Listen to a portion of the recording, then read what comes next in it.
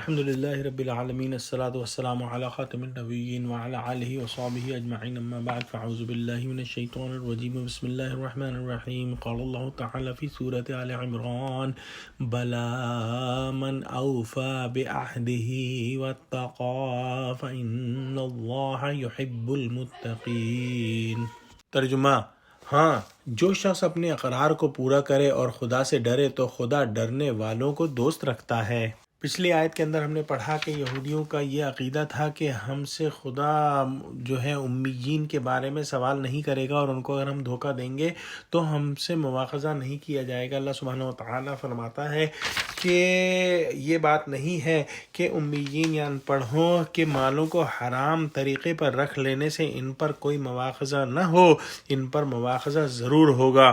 یہودی باوجود ایسی حرکتوں کے جو اوپر ہم نے پچھلی آیت میں ذکر کی، اللہ سبحانہ و تعالیٰ کا محبوب اپنے آپ کو سمجھتے تھے، حالانکہ اللہ کا محبوب تو وہ ہے جو اس کے عہد کو پورا کرے۔ عہد میں یہ بھی شامل ہے کہ نبی صلی اللہ علیہ وآلہ وسلم پر ایمان لائیں اور گناہوں سے بچیں۔ سب سے بڑا گناہ کفر اور شرک ہے، اس سے بھی بچیں، اور لوگوں کے اموال مارنے سے بھی بچیں، یعنی حقوق اللہ اور حقوق العباد کا پوری طرح خیال رکھیں۔ جو ایسا شخص ہوگا اللہ سبحانہ و تعالیٰ اس سے محبت فرمائے گا، اور اللہ سبحانہ و تعالیٰ متقی لوگوں کو پسند فرماتا ہے۔ اہل کتاب، جو شخص تم میں سے اپنے عہد کو پورا کرے اور ڈرتا رہے، پھر اپنی کتاب کی ہدایت کے مطابق حضور صلی اللہ علیہ وآلہ وسلم پر ایمان لائے، جو عہد تمام انبیاء سے بھی ہو چکا ہے اور جس عہد کی پابندی ان کی امتوں پر بھی ہے، پھر اللہ تعالیٰ کی حرام کردہ چیزوں سے بچے، اللہ کی اس شریعت کی اطاعت کرے جو شریعت اللہ نے خاتم النبیین صلی اللہ علیہ وآلہ وسلم کو دے کر بھیجا ہے، وہ متقی ہے، اور اللہ تعالیٰ متقین کو محبوب رکھتا ہے۔ اس آیت میں عہد پورا کرنے کی اہمیت کا بھی ذکر ہے۔ اللہ سے عہد ہو یا بندوں سے، اس کا پورا کرنا لازم ہے۔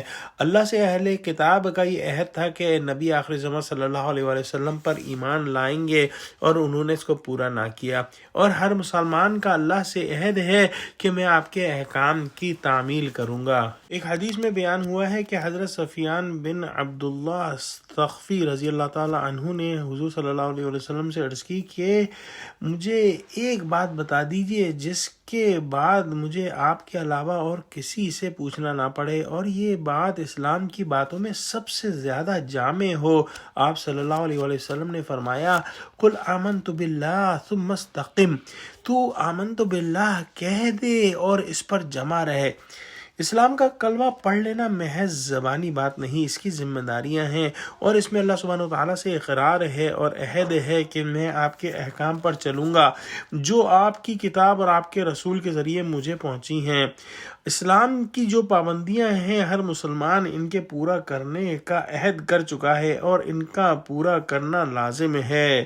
حضرت عبداللہ بن عمر رضی اللہ تعالی عنہ سے روایت ہے کہ رسول اللہ صلی اللہ علیہ وسلم نے ارشاد فرمایا کہ 4 چیزیں جس شخص میں ہوں گی خالص منافق ہوگا، اور جس میں ان میں سے ایک خصلت ہوگی جب تک اسے چھوڑ نہ دے اس میں نفاق کی ایک خصلت موجود ہوگی، اور یہ 4 ہیں: جب اس کے پاس امانت رکھی جائے تو خیانت کرے، نمبر 2 جب بات کرے تو جھوٹ بولے، نمبر 3 جب عہد کرے تو دھوکہ دے، نمبر 4 جب جھگڑا کرے تو گالیاں دے۔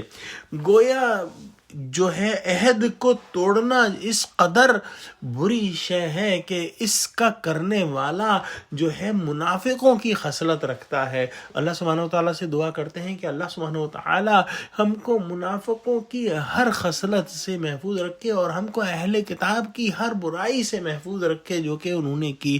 اللہ سبحانہ وتعالیٰ ہم کو متقین میں شامل فرما اور ہم کو تقوی عطا فرما۔ آمین۔ وآخر دعوانا الحمد للہ رب العالمین۔ السلام علیکم ورحمۃ اللہ وبرکاتہ۔